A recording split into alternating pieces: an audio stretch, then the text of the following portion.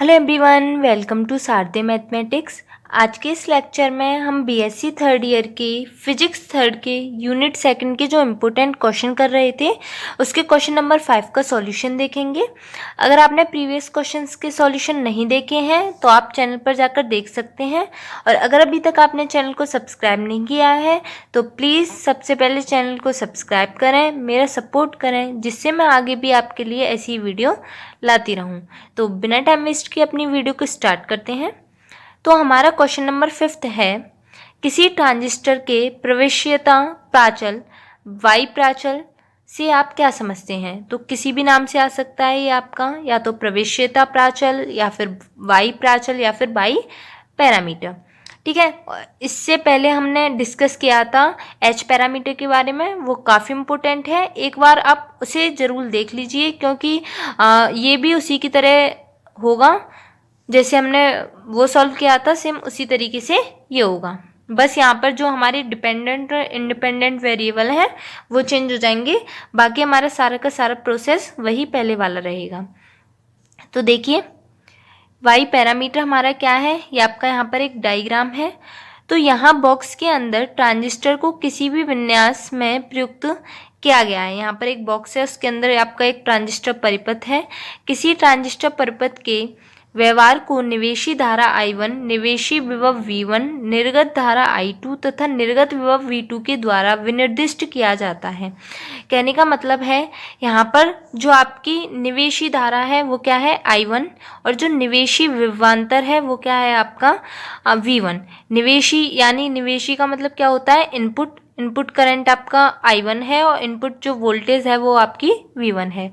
अब निर्गत की बात चलती है तो निर्गत धारा आपकी I2 है और निर्गत जो विभवांतर है वो V2 है, यानी कि जो आपका आउटपुट करंट है वो I2 है और जो आउटपुट वोल्टेज है वो आपकी V2 है। तो इन चार चर राशियों में से किन्हीं दो राशियों को स्वतंत्र तथा अन्य दो राशियों को आश्रित माना जा सकता है। तो ये जो आपकी चार राशियां हैं I1 V1 I2 V2, तो इनमें से किसी को स्वतंत्र, जो दो राशियां हैं उन्हें स्वतंत्र, और दो राशियों को आप क्या मान सकते हैं, आश्रित मान सकते हैं। लेकिन जहाँ यहाँ पर क्या होता है, जो हमारा वाई पैरामीटर होता है उसमें हम V1 तथा V2 को स्वतंत्र राशियां, जो हमारी V1 और V2 हैं, जो विभवांतर हैं हमारे दोनों, उनको हम स्वतंत्र राशियां मानेंगे, इंडिपेंडेंट वेरिएबल मानेंगे। और जो हमारी I1 व I2 हैं उनको हम क्या मानेंगे, आश्रित राशि। ठीक है, तो जब ये हमारे V1 और V2 स्वतंत्र हैं और I1 और I2 आश्रित हैं तो इनको किस तरीके से लिखा जा सकता है, तो I1 इक्वल क्या हो जाएगा, फंक्शन ऑफ V1, V2, क्योंकि I1 क्या है आपका, आश्रित है, तो I1 किस पर आश्रित है, V1 और V2 पर। यहाँ पर V1 और V2 क्या है, इंडिपेंडेंट वेरिएबल है। जैसे ही हम V1 और V2 की वैल्यू में इंक्रीज या डिक्रीज करेंगे, इनकी वैल्यू चेंज करेंगे, तो हमारी I1 की वैल्यू भी चेंज हो जाएगी। सेम इसी तरीके से इसको आप मान लो फर्स्ट इक्वेशन, सेम इसी तरीके से हम लिखेंगे I2, ये है फंक्शन ऑफ V1, V2। ये भी आपका V1 और V2 पर डिपेंड करेगा। V1 और V2 की वैल्यू में आप चेंजेस लाओगे तो I2 की वैल्यू में भी चेंजेस होगा। इसको आप मान लो सेकंड इक्वेशन। अब इसको हम किस तरीके से लिख सकते हैं, मैथ्स में आपने पढ़ा है कि अगर हम इनका डेरिवेटिव निकालें, इस फंक्शन को हम इस तरीके से लिख सकते हैं। फर्स्ट इक्वेशन को हम लिख सकते हैं DI1 इक्वल, देखिए ये इस पर डिपेंड कर रहा है, तो ये हो जाएगा डेल, यहाँ पर हमारे ये क्या है, पार्शियल डेरिवेटिव है, यहाँ पर आ जाएगा I1 अपॉन डेल ये वाला V1, इसे इसी तरीके से लिखा जाता है। फिर ये हो जाएगा DV1 plus del I1 upon del V2 dot DV2। ठीक है, और ये आपका लिखा जाएगा, ये सेकंड जो इक्वेशन है ये हो जाएगी आपकी DI2 equal del I2 upon del, ये हो जाएगा V1 डॉट DV1 प्लस ये हो जाएगा del I2 del V2 dot DV2। ठीक है, ये हो जाएगा। अब देखिए हम इसको किस तरीके से लिख सकते हैं, ये हमारा जो del I1 upon del V1 है, इसकी जगह हम लिख देंगे y11, ठीक है। ये हमारा जो del I1 upon del V2 है, यहाँ पर हम लिख देंगे y12, ठीक है। यहाँ पर जैसे 2 1 पैरामीटर के बीच में है तो इसे हम लिख देंगे y21 और इसकी जगह हम लिख देंगे y22, ठीक है। तो वैल्यू पुट करते हैं तो ये हमारी जो इक्वेशन है ये बन जाएंगी, ठीक है। तो मैंने यहाँ पर ये उसकी जगह क्या लिख दिया है, y11, y12, y21 और y22। अब इस इक्वेशन में क्या करते हैं, मैं इस I1 की जगह कैपिटल I1 पुट कर लेती हूँ। ये V2 ये सब स्मॉल v हैं, ये कंफ्यूज मत होना, ये स्मॉल है। और इसकी जगह हम क्या लिख लेती हूँ, कैपिटल V, ठीक है। तो ये हमारी दोनों इक्वेशन हो जाएंगी, I1 equal y11 dot V1 plus ये अब हमारी कैपिटल है y12 डॉट V2, ये हमारे हो जाएगी ये वाली equation I2 equal y21 dot V1 plus ये वाली हो जाएगी y22 डॉट ये dV2 की जगह V2, ठीक है। इसको हम मान लेते हैं थर्ड इक्वेशन और इसको हम मान लेते हैं फोर्थ इक्वेशन। अब हम इन इक्वेशनों को हम मैट्रिक्स फॉर्म में लिखेंगे। तो समीकरण 3 व 4 को मैट्रिक्स रूप में प्रदर्शित करने पर, ठीक है, मतलब प्रदर्शित किया जा सकता है निम्न प्रकार से। किस तरीके से किया जा सकता है इनको मैट्रिक्स फॉर्म में, ये यहाँ पर आ जाएगा I1 I2 मैट्रिक्स हो गई है। इसको हम लिख देंगे, ये हो जाएगा हमारा y11 y12 y21 और ये हो जाएगा y22, ठीक है। और यहाँ पर ये हमारा आ जाएगा V1 और V2। इसका जब मल्टीप्लिकेशन करेंगे तो यही हो जाएगा।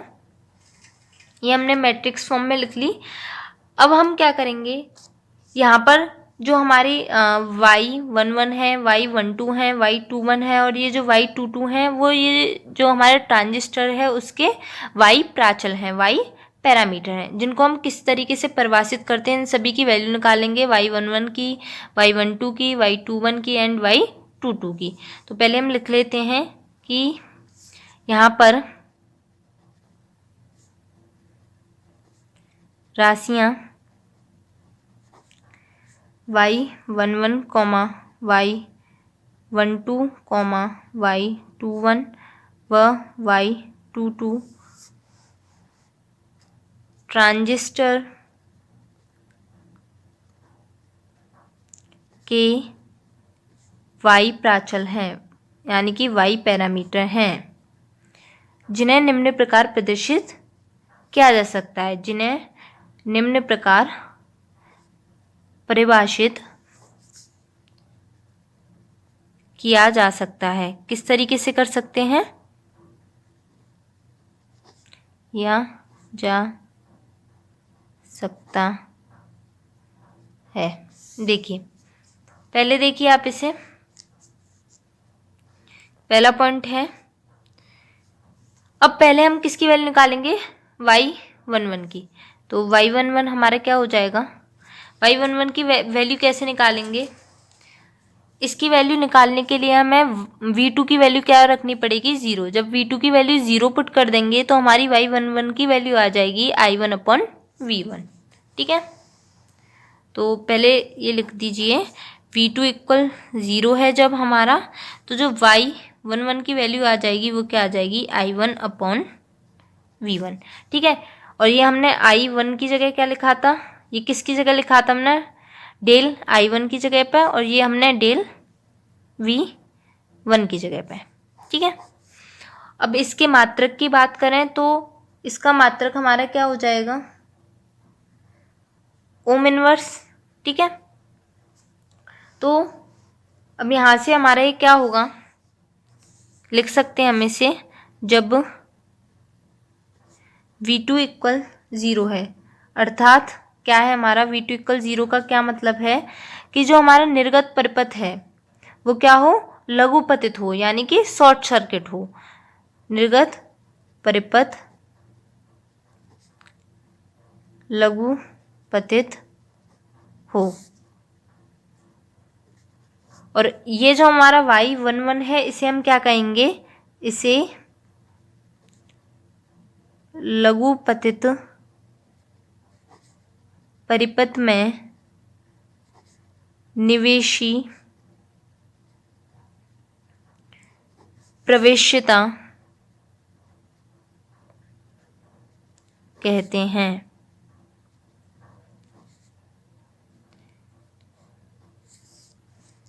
ठीक है, इसे आप क्या कहोगे, जो लघुपतित परिपथ है उसमें निवेशी प्रवेश्यता कहते हैं इस Y1 को। अब हम बात करते हैं सेकंड पॉइंट के ऊपर। सेकंड है हमारा Y12। ठीक है, Y12 के ऊपर बात करेंगे तो Y12 कैसे निकलेगा। Y12 निकालने के लिए जो हमारी थर्ड इक्वेशन है उसमें हम V1 की जगह क्या पुट कर देंगे, 0। तो जब V1 की जगह 0 पुट करेंगे तो ये हमारा V2 की वैल्यू हो जाएगी, Y12 की वैल्यू हो जाएगी I1/V2। ठीक है,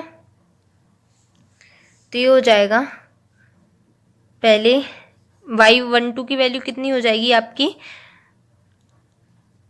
यहाँ से देखिए Y12 की वैल्यू हो जाएगी V1 = 0 पुट करने पर I1/V2।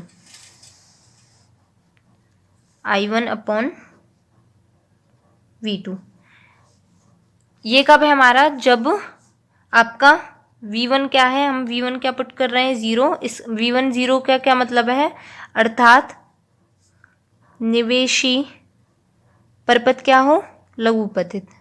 निवेशी परिपथ लघुपतित हो।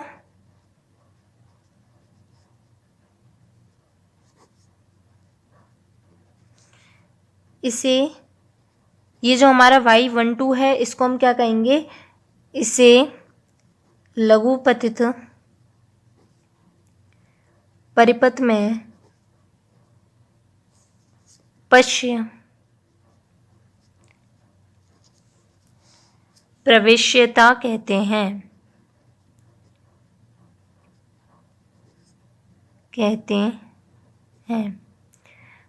ठीक है, तो ये हमारी वैल्यू आ गई Y11 की, ये हो गई Y12 की। अब हम निकालेंगे Y21 की। तो Y21 की वैल्यू कैसे निकालेंगे, Y21 की वैल्यू निकालने के लिए हमारी जो फोर्थ इक्वेशन है उसमें हम V2 की जगह क्या रखेंगे, 0। ठीक है, तो हमारी Y21 की वैल्यू क्या हो जाएगी, I2/V1। तो पुट करते हैं V2 = 0, तो हमारी Y21 की वैल्यू हो जाएगी I2/V1। तो थर्ड पॉइंट हमारा क्या हो जाएगा, V2 = 0 पुट करेंगे फोर्थ इक्वेशन में, तो Y21 की वैल्यू हमारी निकल कर आएगी I2/V1। I2 की जगह डेल I2/V1, ये हो जाएगा हमारा।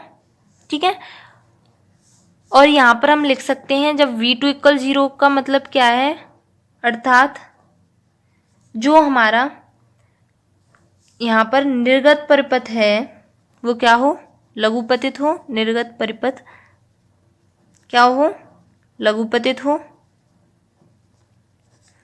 और इस Y21 को हम क्या कहेंगे, ये जो हमारा Y21 है इसे हम कहेंगे, इसे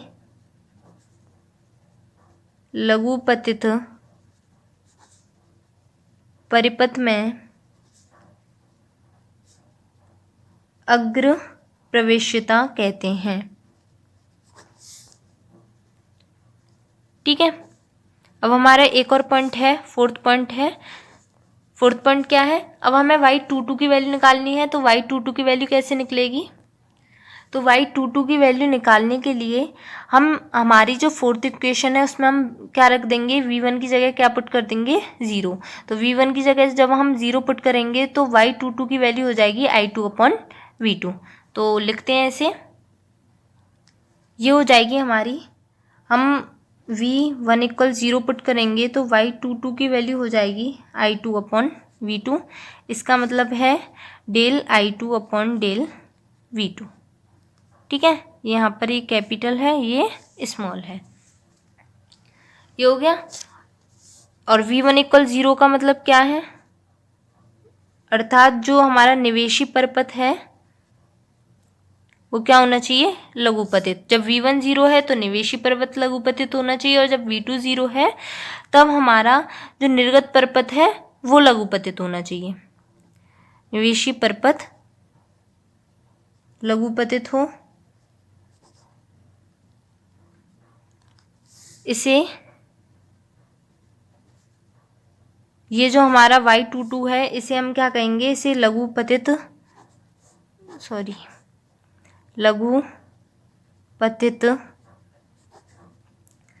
परिपथ में निर्गत प्रवेश्यता